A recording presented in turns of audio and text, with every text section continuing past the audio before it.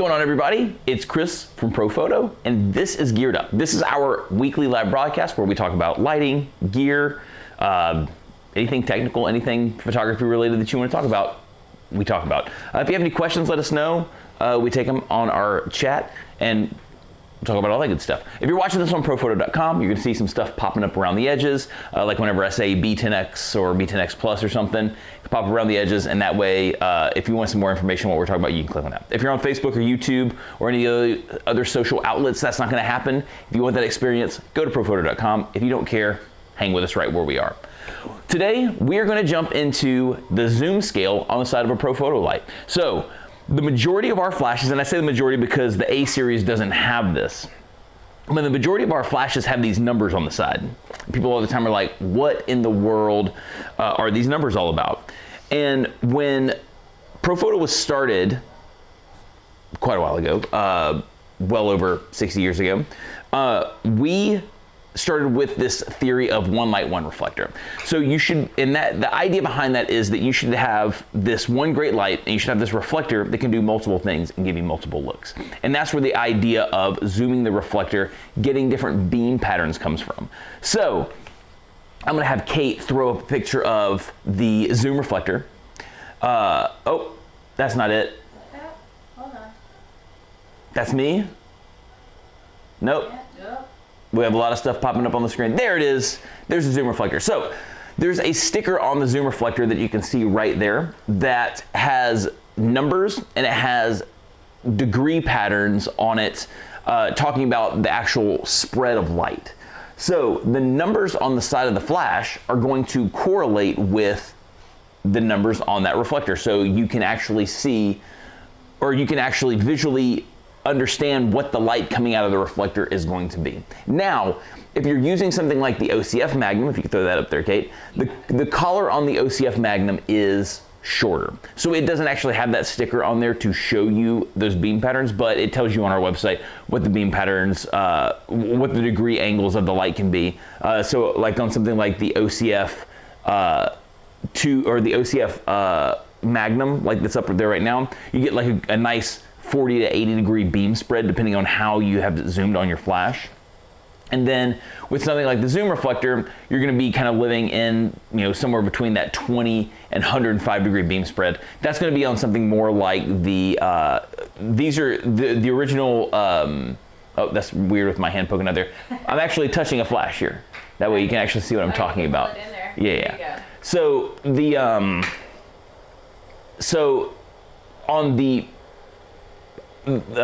original zoom reflectors and things like the big Magnum reflector and stuff like that, they're made to be used with the a pro head or an acute head or something with the exposed dome with the flash tube out. It's they're designed to gather the light from this particular style of head. Doesn't mean it doesn't work on something like a B10.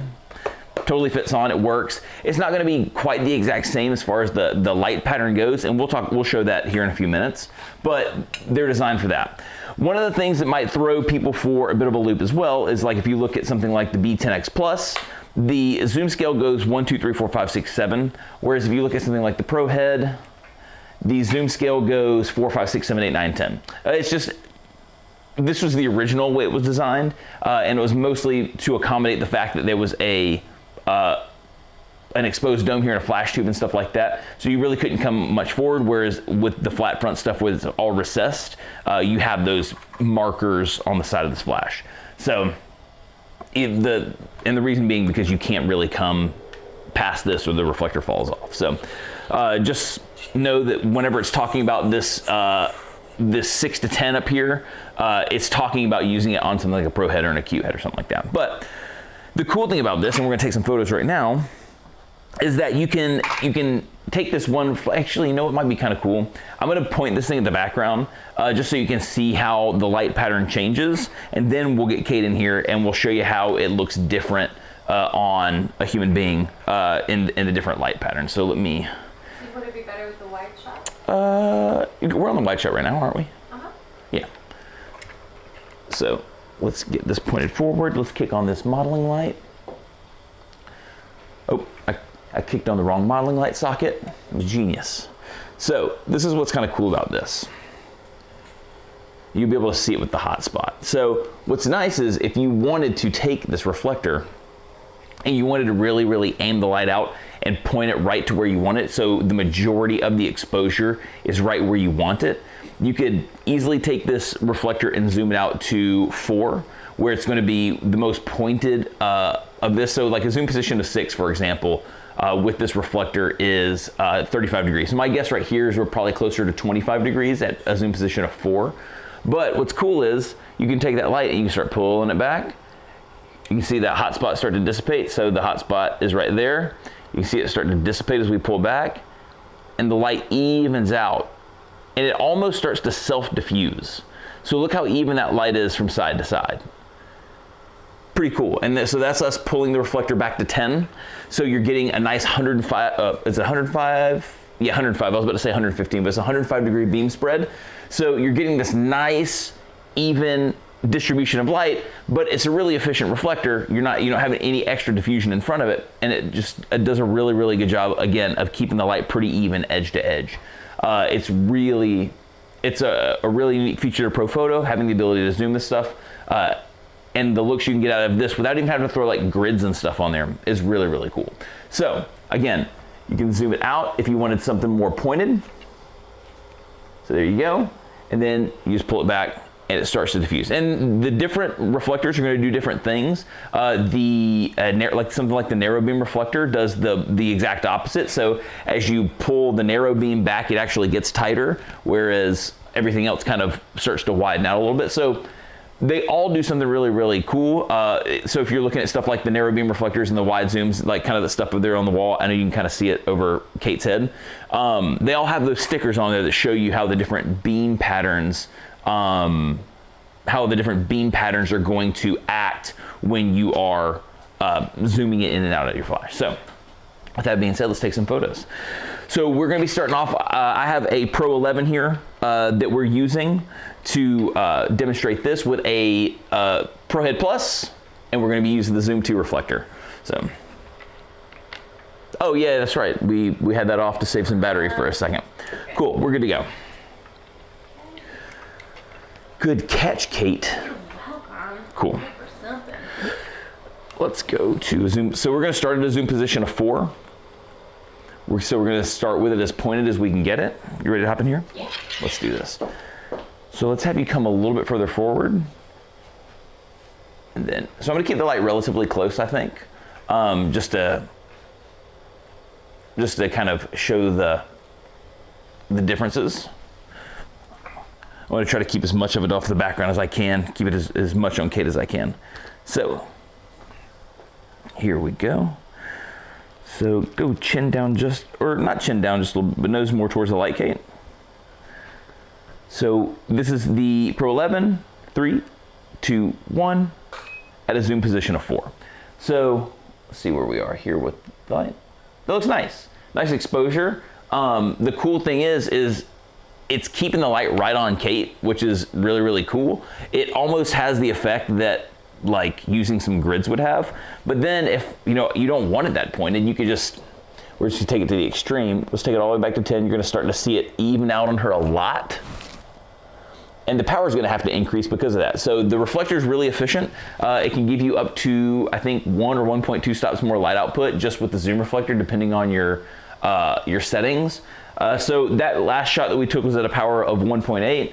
So we're obviously going to pop up a little bit for this shot. So here we go, 3, 2, 1. And you can see the difference in between those two shots when that pops up. Look how much more light. So it's still really even on Kate, but now we're getting a good amount of light spread going back and hitting the background.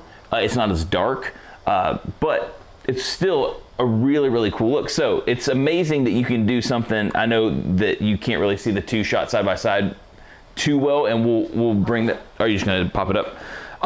But by simply changing the zoom position, and it's a little contrastier on the screen than it actually is on my screen. It just is what.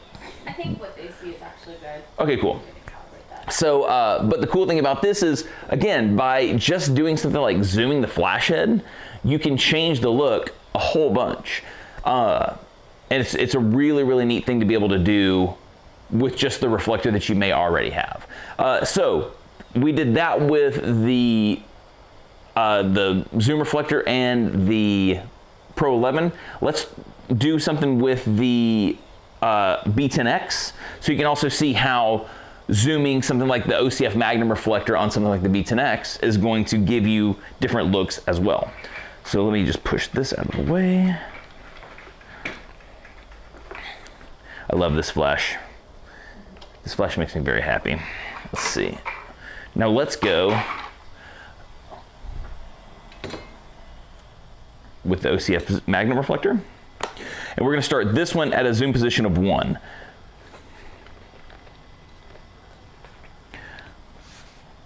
So it's kind of out there, it's catching some of the inner bells, kind of catching some of the shiny inner column. Let's make sure we're, oh, let's change out my battery. I thought I put a fresh one on, I did not. Here we go. Perfect. Hopefully everybody's having a fantastic week so far. Hopefully everybody who celebrated in trick-or-treating, your buckets were full. I know all my kids' Twix bars are gonna go away very quickly. So cool, you ready, Kate? Yeah, Let's do this. I'm gonna kick on the continuous light. Make sure we have it pointed right at Kate, so come forward a little bit more. Let's go. I'm gonna try to keep the light kind of the same. Let's just point this one down. There we go. Here we go, Kate. Take a tiny step back. I think you're a little bit further forward. There we go. So for a shot with the Magnum reflector pushed all the way in. 3, 2, 1. Really cool. So that one's really keeping a lot of the light off. So now the OCF Magnum doesn't spread the light as far as the zoom reflector does. This only goes to about an 80-degree beam spread, whereas that can go up to 105. So I do expect some more light to start showing up on the background, but, oh, turn that back on. But I don't expect it to be anywhere like what we got out of the zoom reflector. So here we go. 3, 2, 1. But it did do a good job of getting some of that light back there. So you can see with that shot, and we'll bring everything up and compare them both. One thing I want to do while we're here, because I feel like someone's going to ask about it, but maybe we compare the zooms of that, and the collar on this thing is sticky. We use the zoom reflector off of the Pro Head, the original zoom, and we put it on the B10. Let's see how that acts. Because again, like I said, this was initially designed for the exposed dome heads, but it works really, really good on the B10 stuff. So let's do that. Let's pop this on here. Put it at zoom position of 1 like we did with the first one. There we go. So we go, Kate. 3, 2, 1. Cool. And then let's zoom it all the way out and see how it changes. So zoom position of 7-ish. So here we go. 3, 2, 1. Cool. And that way we can compare those as well. Thanks, Kate. Let's pull up the screen and see what we're working with. Does anyone have any questions while I'm getting my laptop out? Hi. Hey, everybody. Thanks for coming and hanging out with us today. It's a pretty simple live, nothing too crazy, but it's just one of those things that people ask about all the time. They're like, you know, why do I have these numbers on the side of my flash? This is why you have the numbers on the side of your flash. So let's go to, let's start with the side-by-side of the zoom reflector. So the cool thing is, again, light quality, the size of the modifier hasn't changed. So you're getting the same hardness of the light. So like if we went, let's get the loop and go under the nose. So you can look at the shadow under the nose, really, really sharp, really, really sharp. So light quality has remained the exact same because we didn't change the distance between our light and the subject, and we didn't change the size of the modifier in relation to the subject. So we were able to maintain that quality while getting two totally different looks. And then obviously you have all the space in between of those zoom patterns.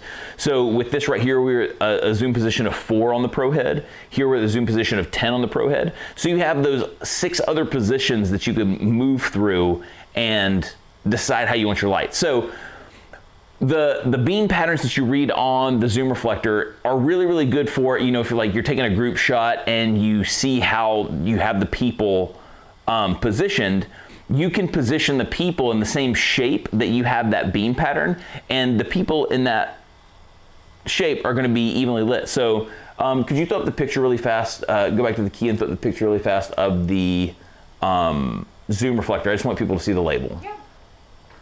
So the cool thing about the label of this thing is you can see you have the different bell shapes of the reflector, right? I guess I could actually look this way and it actually looks like I'm looking at it.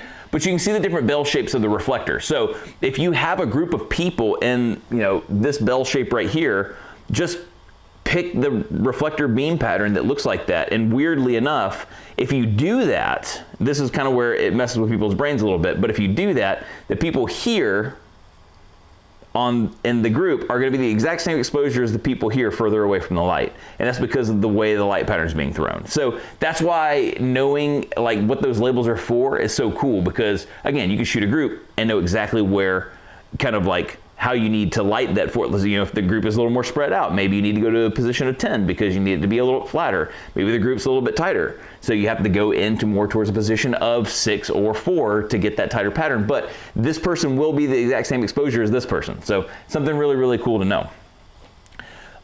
With that also being said, if you're using a lot of people start asking too then, okay, so if, you know, what pattern should I shoot with whenever I'm photographing a subject? And that's not really one of those things that you go, oh, you definitely want to shoot at like a 6 or a 7. What you should do is you should take the light, turn on your modeling light, and then just zoom it until you're getting the coverage that you want. So feel it out. That's what's really, really fun about the zoom reflectors and the ability to zoom your any of these reflectors really, is that you can point the light right where you want it, and you can just kind of, you know, feather the light or point the light more towards your subject depending on the look and feel that you want, and you can see it with the continuous light, which is really, really fun. So usually when you're shooting like a subject and you're kind of being creative with it, just feel it out, just have fun with it, just move the light around. If it comes down to like groups and you're trying to be a little bit more technical about the light spread, check out the sticker on top of the reflector because it's going to tell you what it's going to do. So really cool stuff. So then let's compare. Let me make sure I've got the right thing. So bop, bop, bop, bop. So let's go here and here. So this is your Magnum reflector, which again, you're able to keep that light pointed. This is with the flat front with the Magnum reflector. So again, kind of looks like you have a grid on it. It's starting to really vignette this, the image out a lot. You're getting some cool separation here. Whereas once you start to zoom it out, the light's gonna flatten out some more. You're gonna get that 80-degree beam spread, and then you're gonna start getting some more light hitting the background. It's definitely not as flat of a light as you're gonna get with the zoom reflector. The zoom reflector just throws the light so much wider. You can see this vignetting happening here on the edges still, and there's way more gradation. Whereas if we go and throw in the zoom reflector that was at that position of 10, the other big thing too is where I was saying the zoom reflector starts to almost like it self-diffuses the evenness of the light on her face, whereas like you're talking about the Magnum here, we have, you know, some hotter spots on the cheeks, still have some hotter spots on the cheeks and the foreheads here. I might be a touch overexposed on these, but look how even the light is on the Pro head zoomed in a 10. So that's something that's really, really cool too. If you forget it, like if you need some diffusion for something, you just don't have anything, just zoom that bad boy back. Really cool stuff. So, and then the other thing I wanted to pull up here for people to see is the differences between, oh, not that one, sorry. Let's go. I want to show you the differences between the zoom reflector on the Pro head and the zoom reflector on something like a flat front with a recessed front. So you're still getting a really, really good look out of this. So these are the last shots with the zoom reflector. So you're still getting that nice dark vignetted shot. You're still pointing the light out nicely. The big difference is going to be when you start to actually pull that light back. And you're not going to get the width coverage that you would get with something like a pro head or an acute head or anything with like an exposed dome. So, but it still does a nice job. It still spreads the light out. It's not quite as dark here on the background as it is here with the shot. So you are getting some variation, but that's kind of why things like the OCF Zoom and the OCF Magnum exist for the flat front heads, whereas like the Zoom 2 reflectors and stuff like that, they exist more for life with the acute heads and the pro heads and stuff like that. It's because it's just what they're designed for. So this is where you're going to get the most variation out of your different light patterns or out of your different zoom positions with your pro head with the traditional reflectors and stuff like that that were made for them. So cool stuff. Any questions from anybody, or are we good? No, we're good. Sick. It's a pretty easy concept, and it's one of those things that's really, really fun to play around with. Again, you don't have to get you don't have to take it super technical, but that's what the point of the zoom scale's for. It's to give you the ability to take your reflector, point the light out if you want to point the light out, zoom it wider, zoom it tighter, and just kind of have fun moving around with your light, getting different looks out of having one modifier. You don't have to buy a whole bunch of different things just to get different looks out of your stuff. So you can start simply, get yourself a reflector, have fun with it, zoom it around, and get some really, really cool looks. With that being said, pretty easy live. And now you know what the zoom scale is all about. So if you have any questions, you want to talk to me, if you want to talk to Gibbet or Anders in like a one-on-one breakout session, you can always go to prophoto.com and click the link to talk to one of us. In the meantime, I hope you guys have a fantastic rest of your week.